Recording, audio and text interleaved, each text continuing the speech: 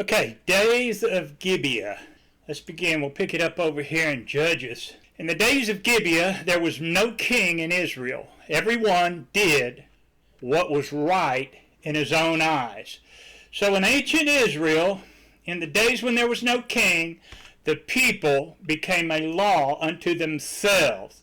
Now Moses warned against this, saying, You shall not at all do as we are doing here today, every man doing what is right in his own eyes. In Deuteronomy, the Greek picks it up this way, You shall not do as we are doing today, each doing the pleasing thing before himself. Jeremiah says it this way. He said, Yet they did not obey or incline their ear, but everyone followed the dictates of his evil heart.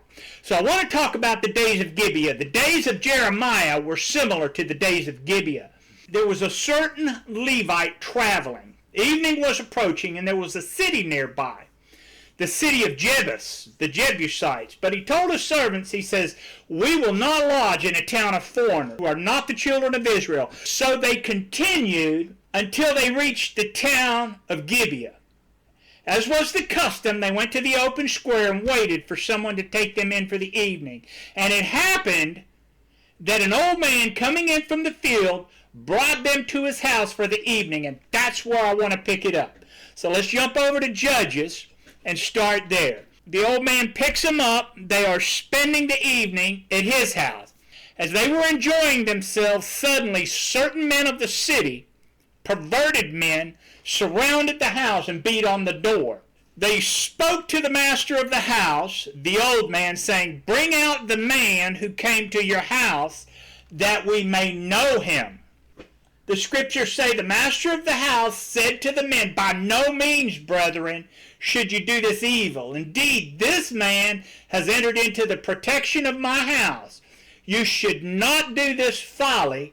So he says, Here's my daughter and his concubine. I will bring them out, and you may humble them and do to them what is good in your eyes. But to this man you should not do this folly. Now, at this point, I want to say this. This is not an isolated instance.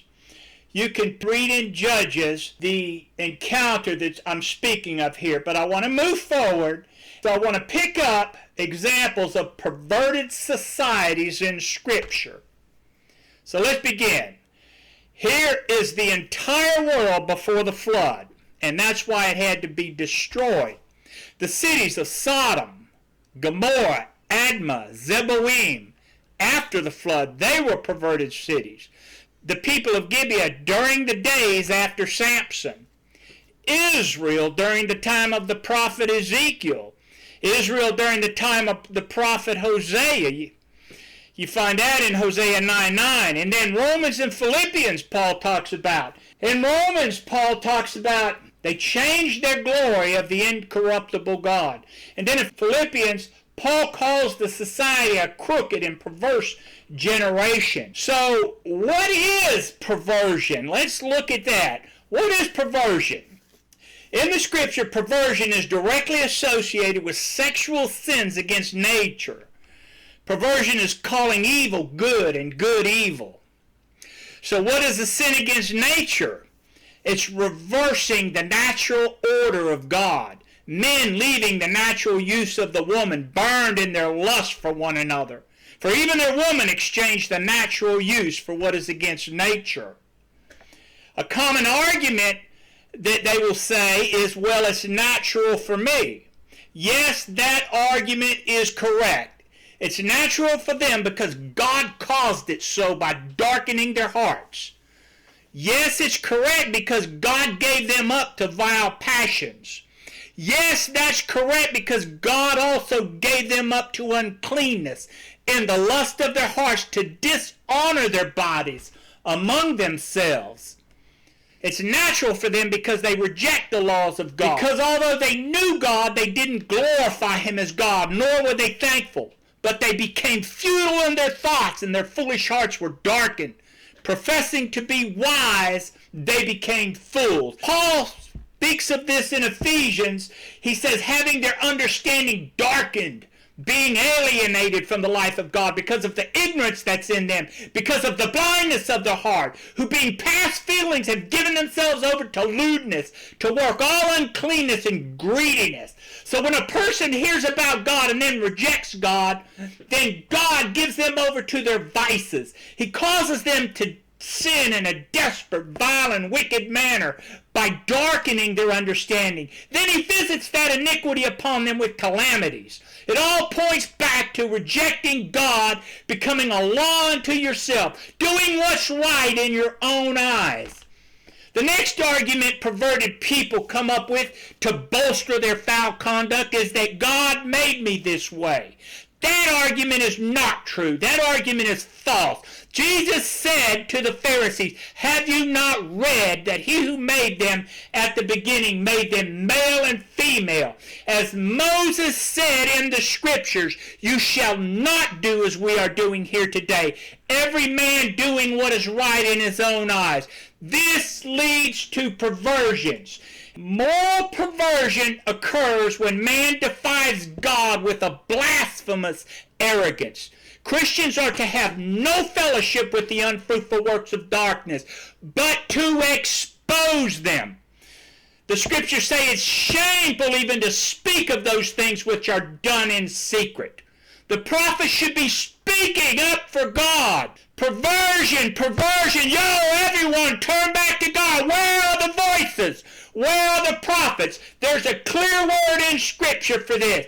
For if you remain completely silent at this time, a voice will arise from another place, and you will perish.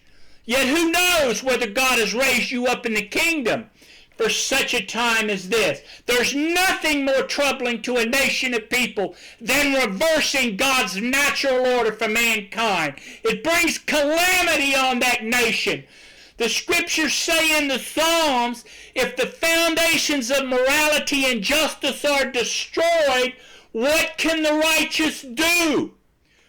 The scriptures say, woe to those who decree unrighteous decrees, who write misfortunes which they have prescribed.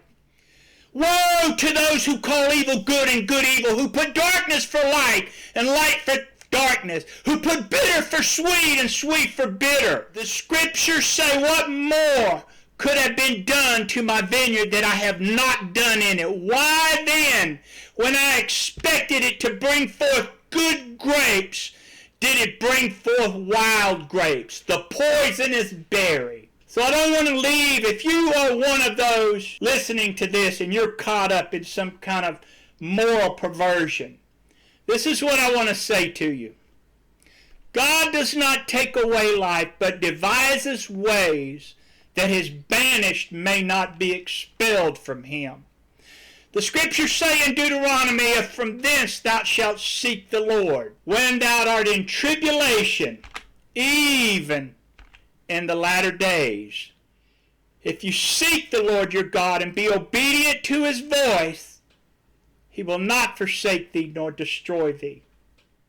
And I will close it with that.